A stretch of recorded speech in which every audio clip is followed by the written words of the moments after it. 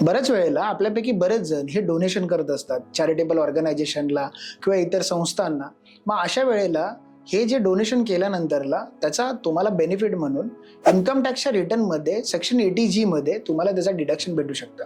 पण बरेच वेळेला असं होतं की डोनेशन दिल्यानंतरलाही डिपार्टमेंट हे डोनेशन रिजेक्ट करतात आणि तुम्हाला इन्कम टॅक्सची लायबिलिटी येऊ शकते. असं का होतं? तर मित्रांनो, ज्यावेळी तुम्ही एखाद्या संस्थेला किंवा एखाद्या ट्रस्टला ज्यावेळी डोनेशन करता त्यावेळी त्या संस्थेकडे 80Gचं अप्रुव्हल आहे का नाही हे चेक करणं गरजेचं आहे. 80Gचं अप्रुव्हल म्हणजे काय?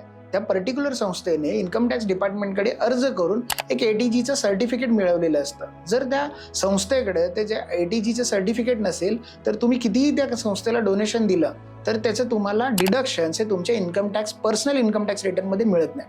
मग अशा वेळेला तुम्ही ज्यावेळी डोनेशन देता आणि तेच डोनेशन तुमच्या इन्कम टॅक्समध्ये क्लेम करत असाल तर तुम्ही त्या संस्थेचं त्या ट्रस्टचं 80Gचं अप्रुव्हल आहे का नाही, त्याचबरोबर हे अप्रुव्हल हे एक्सपायर झालंय का किंवा ते व्हॅलिड आहे का नाही याची शाश्वती करून घ्या आणि त्यानंतरच त्याचं डोनेशन करा आणि त्याचा क्लेम करा.